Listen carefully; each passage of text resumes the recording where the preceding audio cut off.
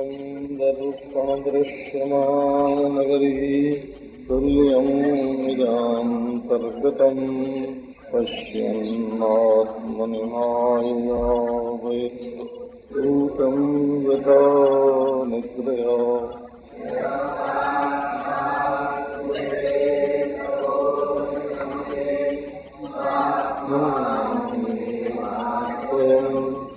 तस्मै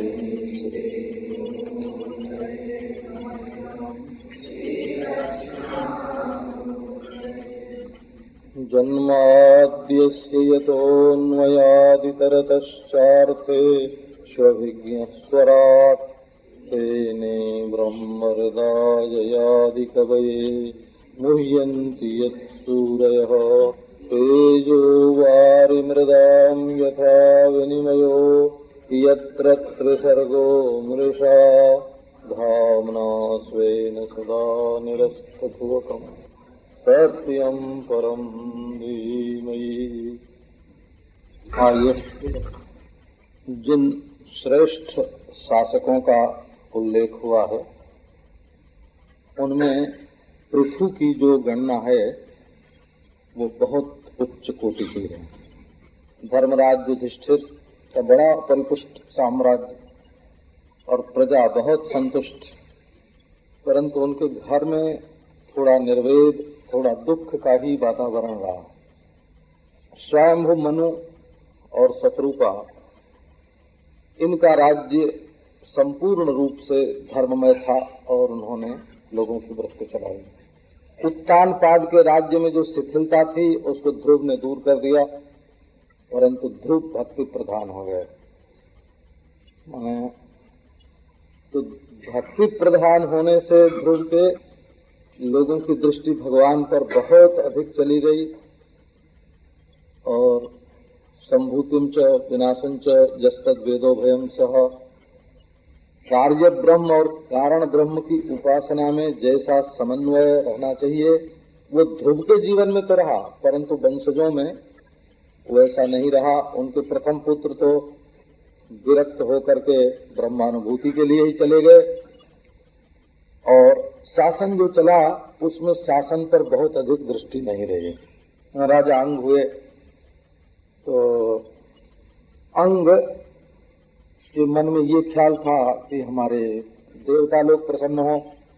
देवता लोग चाहते थे कि इनके पुत्र होगा तो हमें हमेशा भेंट पूजा मिलेगी, आहुति मिलेगी, पर हो गया बिल्कुल उल्टा। ईश्वर ने ऐसा मजाक किया कि अंग के जिस पुत्र से देवता लोग यज्ञ, होम, दान, व्रत, धर्म चाहते थे वही पुत्र सबसे बड़ा नास्तिक हुआ। वो ईश्वर से द्वेष नहीं करता था। ईश्वर से द्वेष करने से तो वृत्ति जो है वो ईश्वराकार होती है और द्वेष का वातावरण मिट जाने पर वो मनुष्य ईश्वर से मिल जाता है, परंतु बेन के मन में तो द्वेष था ही नहीं। वो तो ईश्वर के अस्तित्व को ही स्वीकार नहीं करता था, तो राग द्वेष का प्रश्न था। परंतु उस नास्तिक बेन में भी ईश्वर का अंश था। उसके शासन का जो वर्णन है बड़ा ही उग्र दंड था, क्योंकि उसको किसी से कोई अपेक्षा नहीं थी। ये नहीं था कि लोग वोट देंगे हमको। चोर, डाकू, बदमाश, अनाचारी, व्यभिचारी सब उसके राज्य में लुप्त प्राय हो गए, परंतु प्रजा का जो प्रिय था धर्म, संस्कृति, उसकी ओर उसका ध्यान नहीं था। वो लोक धिक्कार संदग्ध हो गया। प्रकृत्य सम्मत था, राजा के लिए दो विशेषण आया। प्रकृत्य सम्मतम वेन, वो प्रजा के लिए असम्मत था, माने प्रजा उसको नहीं चाहते थे। और दूसरे लोक धिक्कार संदग्धम, इसलिए देश के मनीषी लोग इकट्ठे हुए, उसको समझाया बुझाया, नहीं माना तो हुंकारे नैवतम भस्म चक्रो, हुंकार से ही उसको भस्म कर दिया। अब उसी में से पृथु की उत्पत्ति हुई। ये बात आपको कल सुनाई कि जिसको हम लोग समझते हैं बिल्कुल नास्तिक शरीर, उसमें से पृथु प्रकट हो गए। पृथु जैसा राजा बीज था। ऐश्वर्य का, शासन का बीज तो बेन के अंदर था ही। जो धर्म संस्कृति का विरोधांश था उसको महात्माओं ने दूर कर दिया और उसमें से राजा पृथु निकल आया। पृथु की सबसे बड़ी विशेषता पहली ये आई, तो 2 दिन भी नहीं हुए और तुम लोग हमारी झूठी तारीफ करोगे, झूठी प्रशंसा करोगे, तो उसको सुन के हम खुश होंगे। जैसे कोई मिनिस्टर होए, जिस दिन गद्दी पर बैठे ही उसी दिन उसको दर्शन शास्त्र की डॉक्टरेट मिल गई। जिस दिन कुर्सी पर बैठा उसी दिन तो दर्शन शास्त्र का ज्ञाता थोड़ा ही हो गया। उपाधि से तो कोई ज्ञाता नहीं होता। तो झूठी तारीफ सुन करके जो खुश होता है, अपनी झूठी प्रशंसा सुन करके जो खुश होता है, वो अपने व्यक्तित्व की पूजा में संलग्न हो जाता है और वो प्रजा की पूजा नहीं कर सकता। तो पृथु ने मना कर दिया कि हम नहीं तुम्हारी तारीफ सुनना चाहते। उसके बाद महात्माओं ने सिखाया सूत मागध बंदियों को कि इनकी प्रशंसा कैसे करो। तो ये करो कि तुमको अपने जीवन में ये करना है, तुमको अपने जीवन में ये करना है, तुमको अपने जीवन में ये करना है। माने जितने श्रेष्ठ कर्म उनके जीवन में आने चाहिए उसका निर्देश विद्वानों ने सूत मागध बंदियों के द्वारा उनको दे दिया। सबसे पहला काम उन्होंने किया कि प्रजा को जो अन्न की कमी थी उसको पूरा किया। जमीन को बराबर करवाया, बड़े बड़े जलाशय बनाए, सिंचाई का प्रबंध करवाया। समाम च कुरुमाम राजन, पृथ्वी ने उनसे कहा। सबके भोजन की व्यवस्था की। सबसे पहला उसमें ये पशुओं के लिए, पक्षियों के लिए चारे की व्यवस्था। यहाँ तक कि मैंने कल सुनाया था आपको कि सांप भी बने रहें, बिच्छू भी बने रहें, उनका बड़ा भारी उपयोग है सृष्टि में। ये जो प्रकृति से जो प्राणी पैदा हुए हैं उनको नष्ट कर देने पर जिन प्रकृति के जिन दोषों को वो चूस लेते हैं, पी जाते हैं, निकृष्ट प्राणी सांप बिच्छू, उन दोषों को नष्ट करने वाला कोई नहीं रहता है। तो फिर वे दोष जागृत होकर मनुष्य के शरीर में प्रवेश करते हैं, प्रजा को दुख देते हैं। तो उन्होंने वृक्षों को और पौधों को और पशुओं को, पक्षियों को, कीटों को, मकोड़ों को, तो सबको अपने अपने स्थान पर उन्होंने बैठाया और उनके भोजन की व्यवस्था की। सबके लिए वस्त्र की व्यवस्था की। लोग सुविधा देख के एक जगह इकट्ठा हो जाया करते थे एक शहर में। उनको सबको गांव में किसको रहना चाहिए, पुर में किसको रहना चाहिए, नगर में किसको रहना चाहिए, ये व्यवस्था की। ये व्यवस्था करने के बाद उन्होंने यज्ञ किया। यज्ञ जो है ये वितरण की आधिदैविक पद्धति है। हम देह के बाद भी रहते हैं, ये विश्वास अनजान में ही अपने जीवन में प्रवेश करता है। यज्ञ करने का अर्थ क्या हुआ? यज्ञ करने का अर्थ हुआ कि हम केवल ये दैहिक जीवन ही हमारा जीवन नहीं है, इसके परे भी हमारा जीवन है। अनजान में ही ये विश्वास हमारे अंदर आ गया। तो इस स्थापना, इस प्रतिष्ठा में मनुष्य के अपने शाश्वतत्व का जब भाव और अनुभव होने लगता है तब वो अपने कर्म में बहुत सावधान हो जाता है। तो जितना हम लोग देखते हैं इससे परे भी सृष्टि है, इस देह से अतिरिक्त हमारी आत्मा है और वेद वेदांत में हमारी श्रद्धा है। और साथ ही साथ संपूर्ण प्राणियों के लिए ब्राह्मण लोग वेद की रक्षा करें और उनकी जीविका चले, क्षत्रिय लोग राष्ट्र की रक्षा करें, उनकी जीविका चले, वैश्य लोग वस्तुओं को उपस्थित करें और उनकी जीविका चले, शूद्र लोग कर्म करें और उनकी जीविका चले। उस यज्ञ के द्वारा सबकी व्यवस्था और अग्नि की पूजा, वायु की पूजा, आकाश की पूजा, जल की पूजा, पृथ्वी की पूजा, धातुओं की पूजा, माने दृष्टि में विस्तार, दृष्टि में विशालता का उदय जो है वो उससे आता है। यज्ञ में एक झगड़ा पैदा हो गया कि राजा पृथु शतक्रतु हो जाएंगे, तो इंद्र की जो शतक्रतु होने की मर्यादा है उसकी रक्षा कैसे होगी? जैसे हमारी पदवी इनको भला कैसे मिल सकती है? इंद्र ने विघ्न डालना प्रारंभ किया। विघ्न डालना प्रारंभ किया तो राजा पृथु बहुत क्रोधित हुए। लड़ाई करेंगे 2-3 बार 4 बार तो उनके लड़के ने इंद्र को पराजित कर दिया, भाग गए। अंत में भगवान ने उनसे कहा कि तुम निवृत्ति परायण हो कि प्रवृत्ति परायण? क्या तुम स्वर्ग चाहते हो? क्या नहीं चाहते? तो जब स्वर्ग चाहते नहीं हो तो युद्ध काहे के, लड़ाई काहे के? तुमको 100 यज्ञ का फल हम बिना 100 के ही दे देते हैं। 99 हुए यज्ञ और लो 100 यज्ञ का फल, और इंद्र का शतक्रतु पद ज्यों का त्यों रहे। व्यवस्था हो गई। ये माने कभी थोड़ा छोड़ के, थोड़ा बढ़ के, थोड़ा घट के संघर्ष मिटाने का उद्योग करना चाहिए। उन्होंने कहा तुम्हें 99 यज्ञ करने पर ही 100 यज्ञ का फल मिलता है, एक यज्ञ करने से बच गए तुम। और इंद्र को बोले कि अच्छा तुम शतक्रतु बने रहो। अब तो जब पृथु मान गए तो इंद्र भी लज्जित हो गए और आके उन्होंने क्षमा मांगी। माने इतना प्रबल साम्राज्य था पृथु का कि उसके सामने स्वर्ग के राजा इंद्र को भी आकर क्षमा मांगनी पड़ती थी। अच्छा, अब इसके बाद एक बहुत विलक्षण प्रसंग आया। इंद्र को लेकर के भगवान आए, उनसे क्षमा मंगवाई, पृथु को उपदेश किया। उपदेश करने के बाद कहा कि वर मांगो। तो मनुष्य के मन में ये वर मांगना श्रेष्ठता का लक्षण नहीं है, हीनता का लक्षण। जो अपने आप में तृप्त है उसको क्या चाहिए? अपने आप में तृप्त है उसको कुछ नहीं चाहिए। अब विष्णु भगवान ने कहा वर मांगो, तो पृथु ने ये नहीं कहा कि मैं अपने आप में तृप्त हूं, मुझे वर नहीं चाहिए। इस बात पर भी ध्यान देना, ये कोई अपने अभिमान प्रकट करने की भूमि नहीं है। उन्होंने कहा कि महाराज आप हमको मिल गए तो अब मांगने की जरूरत कहाँ रही। ये बातों भंगी देखो, बोलने का ढंग कहो देखो। कह तो यही रहे हैं कि हमको मांगने की जरूरत नहीं है, हम पूर्ण संतुष्ट हैं।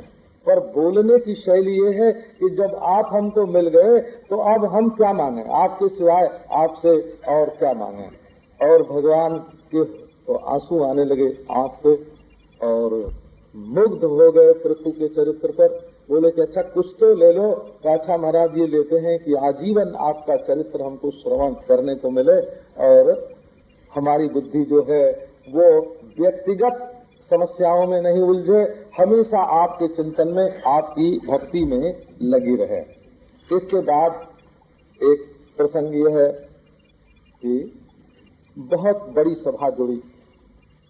हम तो आपको केवल पृथु के चरित्र का टूक टूक सुना रहे हैं।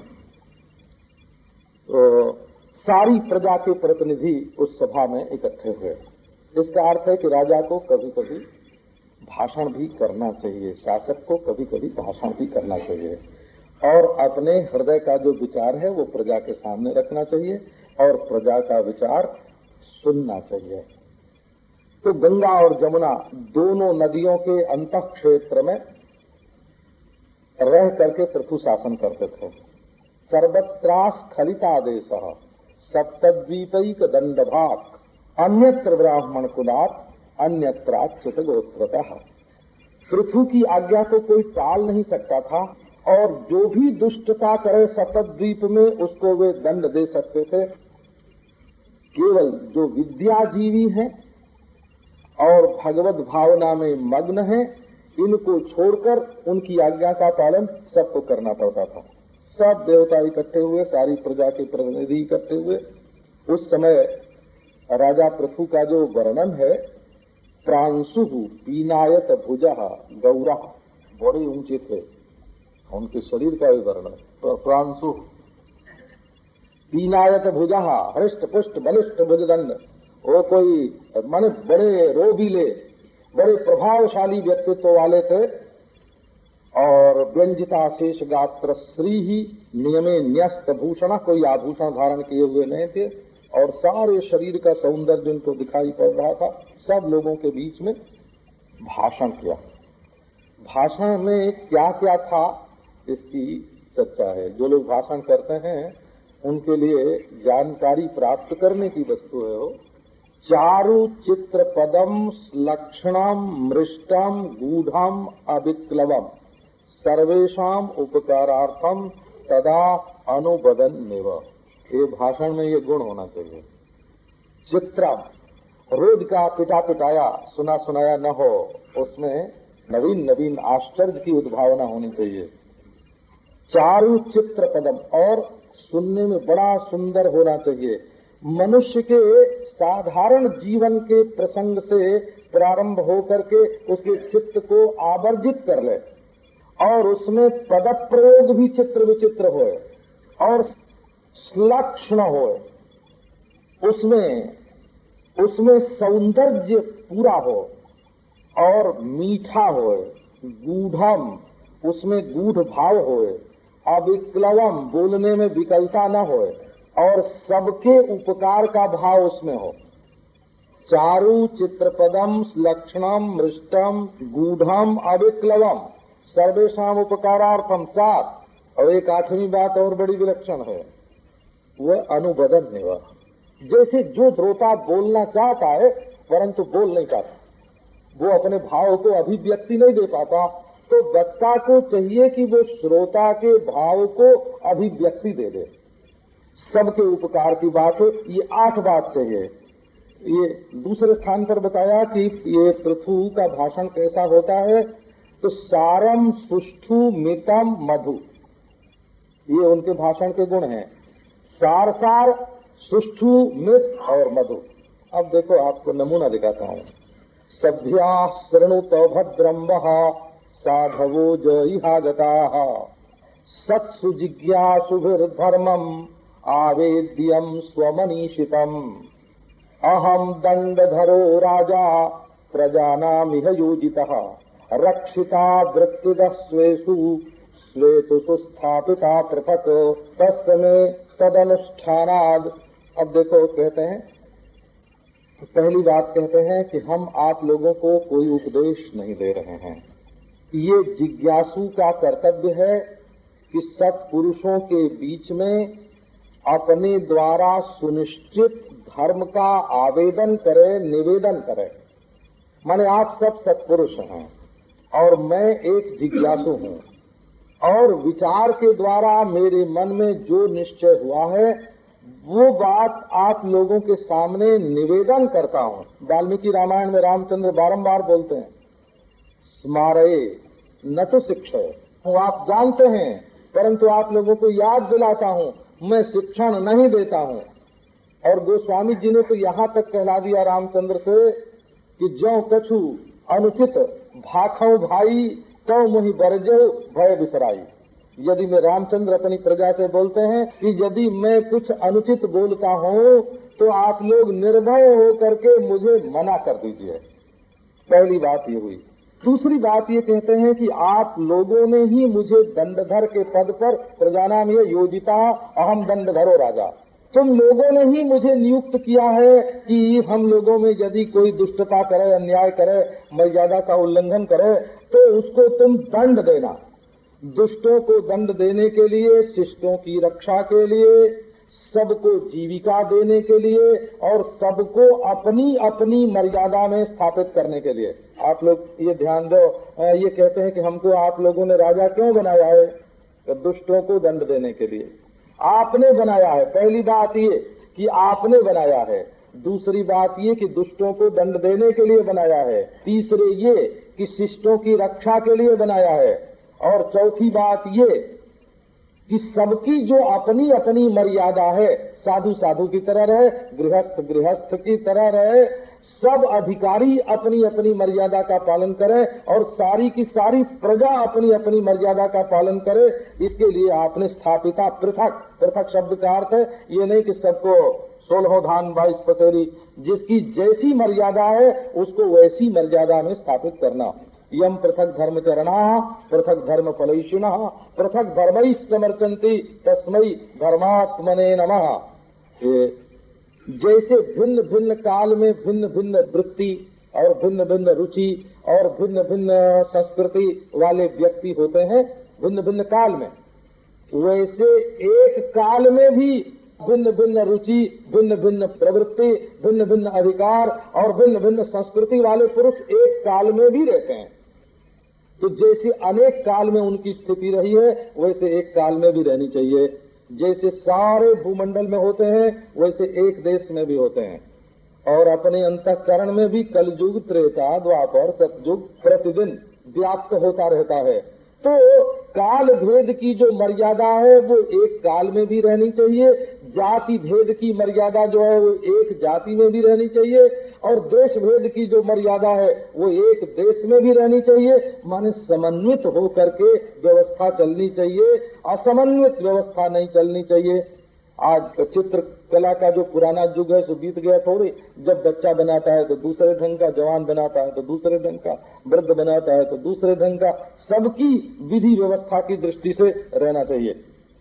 जो उद्धरेत करम राजा प्रजा धर्मे स्वशिक्षयन प्रजा नाम शमलम भुंगते भगंच स्वम जहाति सा, जो राजा प्रजा से कर तो ले, टैक्स तो ले, जुर्माना तो करे, परंतु उसको अपनी मर्यादा की शिक्षा न दे, घर में स्वशिक्षायन, तो वो प्रजा के पाप का भागी होता है। और इतना ही नहीं, प्रजानाम शमलम भुंगते, भगंच स्वं जहाति सह, उसके हाथ में फिर शासन की बागडोर नहीं रहेगी, उसका प्रभाव नष्ट हो जाएगा, उसका ऐश्वर्य जो है वो मिट जाएगा। तो तत्प्रजा भर्तृपिंडार्थम स्वार्थमेवानुसूयः, ये जैसे आजकल बोलते हैं कि आप हमारा हाथ मजबूत कीजिए तो देश का हाथ मजबूत होगा, भर्तृपिंडार्थम स्वार्थमेव, हमारा हाथ आप मजबूत करेंगे तो आपका हाथ मजबूत होगा। इस तरह से इन्होंने प्रजा के बीच में व्याख्यान दिया। उसमें ईश्वर के प्रति विश्वास, वेद के प्रति विश्वास, सत्पुरुषों का आदर और सबके उपकार के लिए, सबकी भलाई के लिए कर्म, अपनी अंतःकरण की शुद्धि के लिए कर्म और अपने लिए। तो इस तरह से लोग कहने लगे कि देखो प्रहलाद जैसा बेटा होने पर हिरण्यकशिपु जैसा दुष्ट तर गया था, पृथु जैसा पुत्र होने पर वेल को भी परमार्थ की प्राप्ति हो गई, ऐसा पुत्र ऐसा पुत्र। अब इसी बीच में सनत कुमार आदि आए। सनत कुमार आदि आए तो ये नहीं कि भरी सभा में आ गए सनत कुमार तो राजा पृथु, उनका सत्कार कैसे करें। हाँ, बड़ा संकोच होता है, वो अकेले में घर में मिले तब तो लोग सत्कार कर भी लेते हैं, लेकिन अब भरी सभा में कैसे करें। तुरंत पृथु उठ करके खड़े हो गए। तद गौरवाद जंत्रता सभ्य प्रश्रया अनत कंधरा, विनय से उनका सिर झुक गया और उनको आसन पर बैठाकर पहले षोडशोपचार, तो जैसे कोई पैदल चल के आया, पाँव में धूल लगी तो उसको धो दिया, पाँव धो दिया। पाद्य किसको बोलते हैं? पहले ये बात बचपन में हम लोगों ने सीखी थी, हो गांव में धूल में चलते थे, जब किसी भले मानुष के दरवाजे पर जाते थे तो सबसे पहला काम यही कराता था कि जल लाके पाँव धुलाता था, हाथ धुलाता था, मुंह धुलाता था। पाँव धोने का नाम पाद्य, हाथ धोने का नाम अर्घ्य, मुंह धोने का नाम आचमनीय। ये जो हमारे स्वागत सत्कार की प्रणाली थी, इसी को पाद्य, अर्घ्य, आचमनीय बोलते थे। खिला पिला के जब बैठ गए तब उन्होंने प्रश्न किया। जो विद्वान पुरुष हैं उनसे कुछ पूछना ही उनका सत्कार है, और उन्होंने तो बड़ी श्रद्धा से पूछा, आप महाराज जो आज्ञा करेंगे उसी से हमारा कल्याण होगा। इस तरह से सनकादिकों ने उनको उपदेश किया, अंतःकरण शुद्धि के लिए क्या क्या गुण अपने जीवन में आना चाहिए और भक्ति अपने हृदय में कैसे रहना चाहिए, और हमारे जीवन में काम, क्रोध, लोभ, मोह की प्रचुरता नहीं रहे, ये कैसे समझना चाहिए।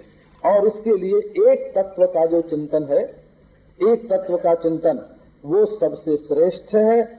मनुष्य को व्यक्ति अथवा जाति की दृष्टि से विचार नहीं करके सबके शरीर में माटी एक, पानी एक, आग एक, वायु एक, आकाश एक, प्रकृति एक, ईश्वर एक, ब्रह्म एक, और ब्रह्म से ब्रह्म तो आत्मा से अभिन्न, तो आत्मा से अभिन्न ब्रह्म के चिंतन से दूसरी कोई वस्तु ही नहीं, अद्वितीय बोध, अद्वितीयात्म भाव नहीं। भाव तो छोटी चीज है, और अद्वितीयात्म स्थिति भी नहीं, तो वो भी छोटी चीज। भाव भी छोटा है और स्थिति भी छोटी है, क्योंकि देखो जो ब्रह्म है, परमात्मा है, आत्मा है, तो ज्ञान स्वरूप आत्मा, उसी से सबकी सिद्धि होती है। और एक वृत्तियों की जो स्थिति है वो आती जाती है। तो जो भाव अथवा जो स्थिति पहले नहीं थी अब बनी, तो उसका प्राग भाव हुआ ना, और अब है और आगे नहीं रहेगी तो प्रध्वंसा भाव हो गया। और बीच में परिवर्तनशील है, अनेक आकार होती है।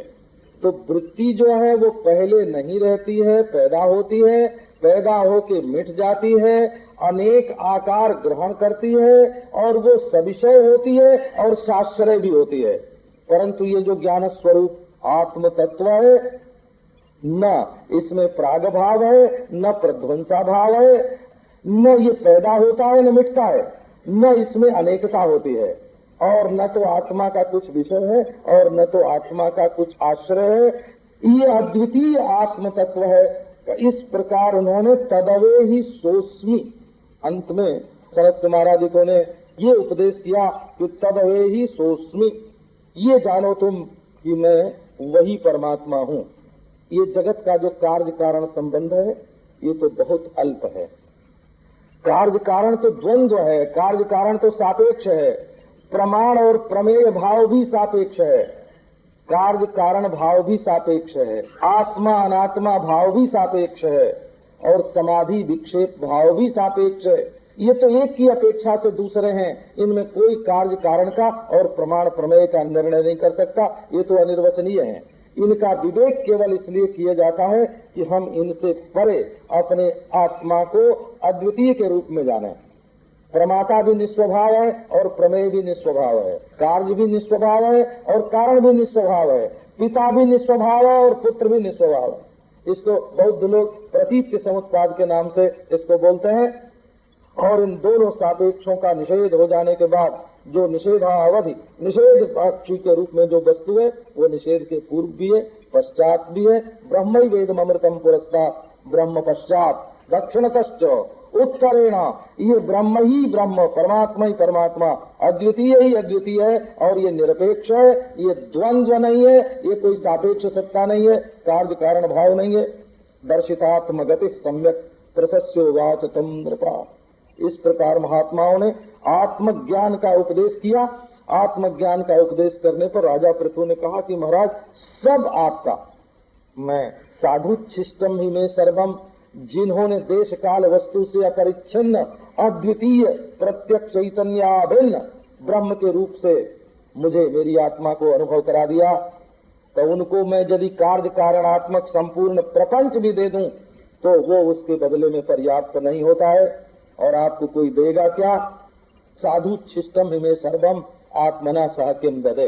हमारा सर्वस्व साधुओं का उच्छिष्ट है, मेरा शरीर भी साधु का उच्छिष्ट है।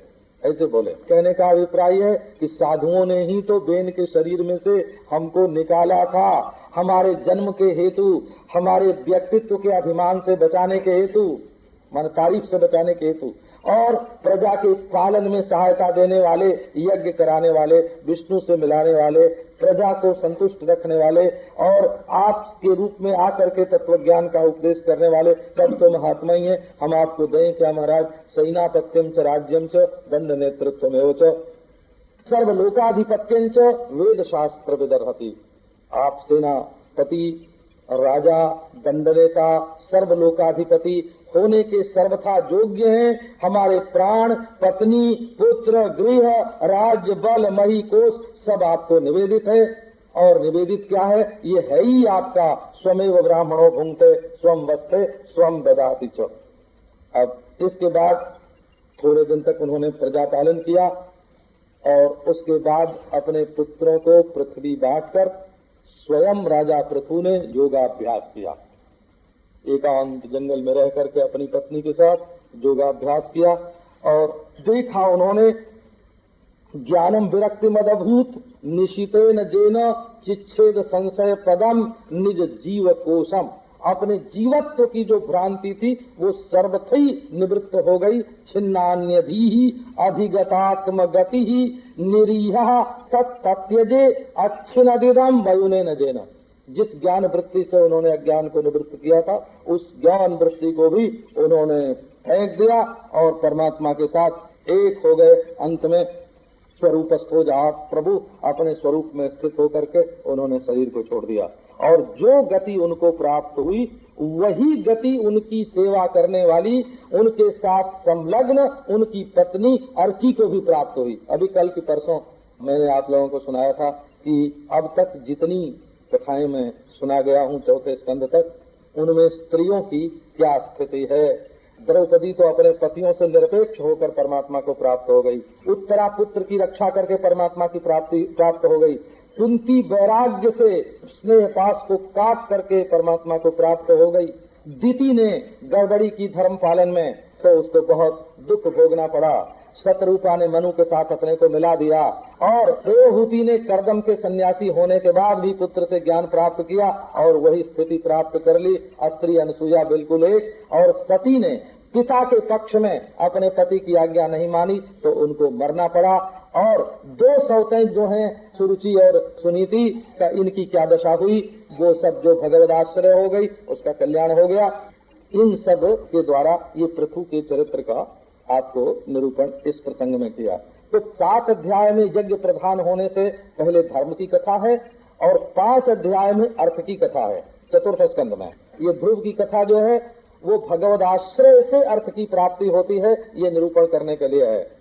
और 7 अध्याय में धर्म भगवद अनुकूलता से संपन्न होता है और प्रतिकूलता से नष्ट हो जाता है और एक ईश्वर भाव से ब्रह्मा विष्णु महेश भी पुत्र हो जाते हैं, ये बात बताई। और इन 11 अध्यायों में जो पृथु का चरित्र है, 7 और 5 कितना होता है, 12, 12 और 11 23। इन 23 अध्यायों में ये धर्म अर्थ और काम, इन तीनों पुरुषार्थों का वर्णन है। और चौथा है मोक्ष का प्रसंग। मोक्ष के प्रसंग में 8 अध्याय हैं। अष्टधा प्रकृति से मुक्ति प्राप्त करने के लिए 8 अध्याय हैं। उनमें 4 अध्याय निर्गुण मोक्ष के हैं और 4 अध्याय सगुण मोक्ष के हैं। 4 विश्व तेजस प्राज्ञ और तुरीय के क्रम से प्राचीन बरही का उपाख्यान और उसमें पुरंजन उपाख्यान, ये 4 अध्याय निर्गुण मोक्ष के हैं। और प्रचेताओं के जो 4 अध्याय हैं, शिव भगवान का दर्शन, विष्णु भगवान का दर्शन, गृहस्थाश्रम सदगुरुओं की आज्ञा से, और उसके बाद नारद जी के सत्संग से मुक्ति, ये 4 अध्याय प्रचेताओं का है। तो इस प्रकार चौथे स्कंध के 31 अध्यायों में 7 अध्याय धर्म के, 5 अध्याय अर्थ के। और 5 अध्याय अर्थ के क्यों है कि 5 ज्ञानेंद्रियों से अर्थ का ग्रहण होता है। और 7 अध्याय धर्म के क्यों है कि सप्त तंतु यज्ञ होता है। और 11 अध्याय काम के क्यों है, बोले 5 कर्मेंद्रिय, 5 ज्ञानेंद्रिय और 1 मन, इनकी प्रधानता से काम का सेवन होता है।